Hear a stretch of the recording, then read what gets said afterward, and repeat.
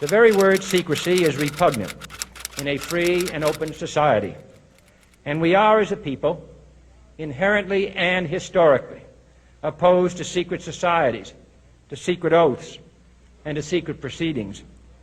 We decided long ago that the dangers of excessive and unwarranted concealment of pertinent facts far outweighed the dangers which are cited to justify it.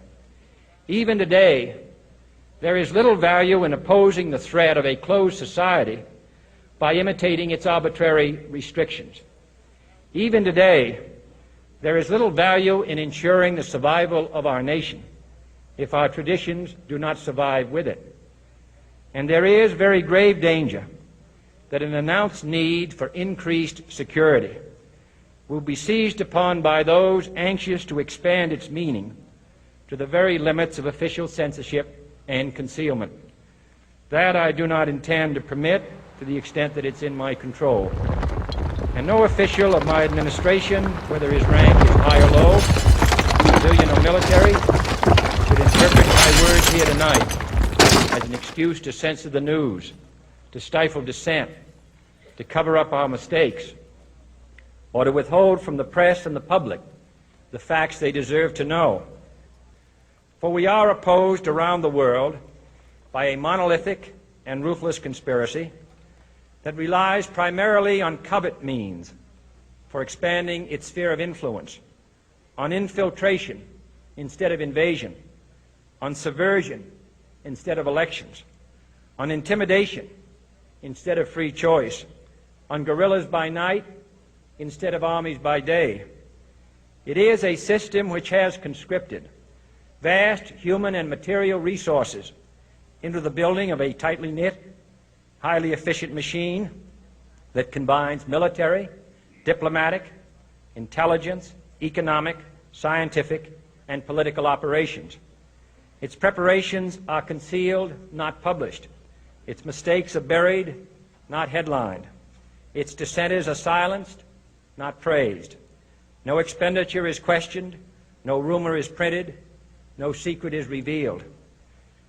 No president should fear public scrutiny of his program, for from that scrutiny comes understanding, and from that understanding comes support or opposition, and both are necessary.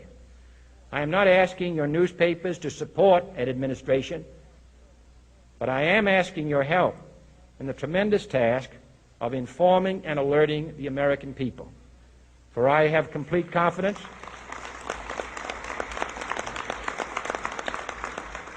in the response and dedication of our citizens whenever they are fully informed. I not only could not stifle controversy among your readers, I welcome it. This administration intends to be candid about its errors. For as a wise man once said, an error doesn't become a mistake until you refuse to correct it. We intend to accept full responsibility for our errors, and we expect you to point them out when we miss them. Without debate, without criticism, no administration and no country can succeed, and no republic can survive. That is why the Athenian lawmaker Solon decreed it a crime for any citizen to shrink from controversy.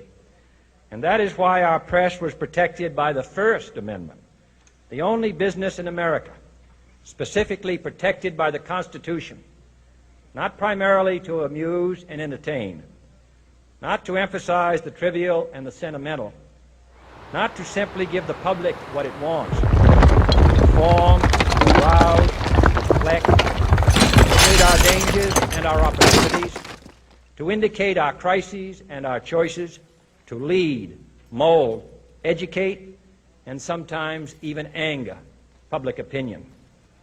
This means greater coverage and analysis of international news, for it is no longer far away and foreign, but close at hand and local.